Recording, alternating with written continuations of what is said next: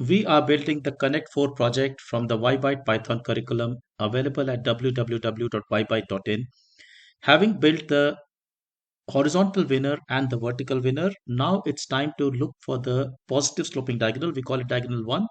Again, remember, we are going to be checking the entire board. The whole process is in fact exactly the same. We are going to extract mini lists of 4 items each. In this case, we'll be looking at, let's say, the positive sloping diagonals. Now, it's actually very, very interesting. If we look at the entire board, there are only 12 possibilities for where these diagonals might exist, because remember, we are looking for 4 in a row in the positive side. So clearly, I can't have anything, let's say, in these areas where I have grayed out. In fact, it turns out that if I look at all the possibilities, 12 of them, you notice that everything starts from this blue rectangle, which means rows 3, 4, and 5, and within that column 0, 1, 2, 3. In fact, I have drawn all of them over here. And once this is, let's say, clear, in fact, the approach is going to be very similar to what we have been doing earlier. I will, now look for the positive sloping diagonals.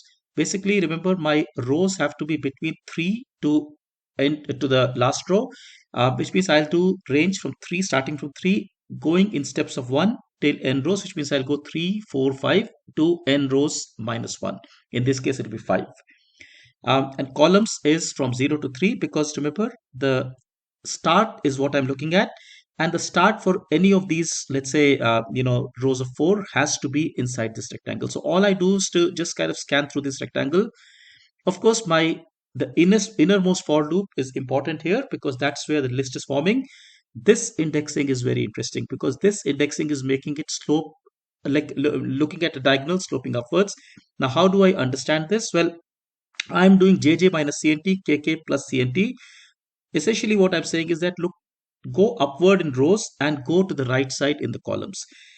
In order to understand this, take one example.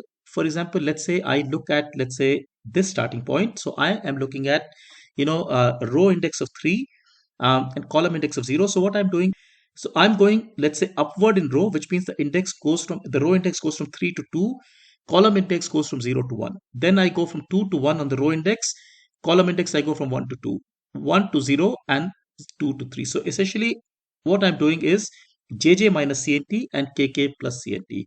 Think through this. This is the most important, let's say, aspect of it, because other than that, it's in fact exactly what we had done earlier. Once again, let's make this come to life by actually coding this. So I get to my project again. Again, since the code is very similar, I just go and copy, let's say, the code that I had for the vertical winner, and just want to make some changes to this. So I'm going to call it, first of all, let's say, diagonal 1 winner. And this is basically for any, say, positive slope diagonals. Now, all we need to do really is to just, update, let's say, these range indices. So as we discussed, JJ, the row index will go from 3 all the way to the end. So 3 n rows in steps of 1. KK will go from, let's say, not all the way to the last column. In fact, from 0, 1, 2, 3. So that's range of 4. The indexing has to be JJ minus CNT and KK, let's say, plus CNT. So that will make sure that, I'm going in the diagonal that is sort of moving upwards, a positive sloping diagonal. Once again, we can print cells for now. And actually, that's pretty much it, right? So let's see this working. Now, again, when I run this code, my board is right now empty, but let me just create a winning diagonal. Let's say I take, say, from, this point. So I go and say board, let's say 5, 0 is 1, let's say.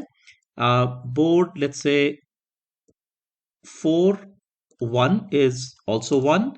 Board, let's say 3, 2 is 1. And then I have, let's say, board, say 2 and 3.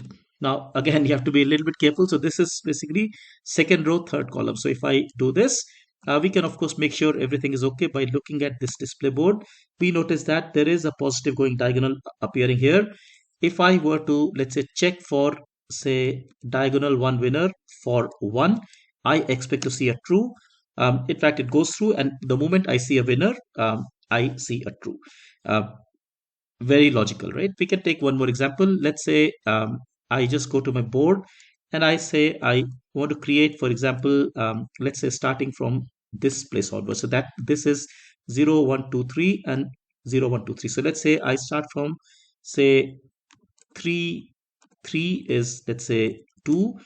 Um, I go, let's say, upwards in row. So 3, 2, and this is, say, 4 is 2. Board, let's say, 1, and say 5 is, say, 2, and finally board, let's say, 0, and let's say 6 is 2. So once again, let's display the board once to see if we can visualize this ourselves. Yes, indeed, that's what I wanted. So I now see a diagonal appearing for 2, positive sloping diagonal.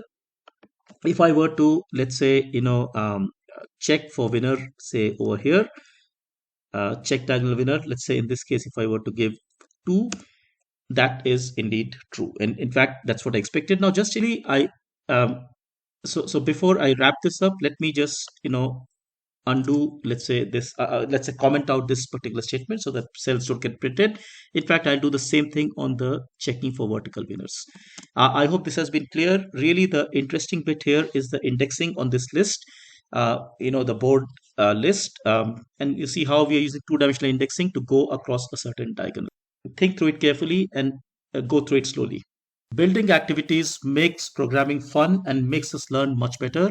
That is how we learn programming at YByte. Look at our website www.ybyte.in because we learn Python programming through fun activities.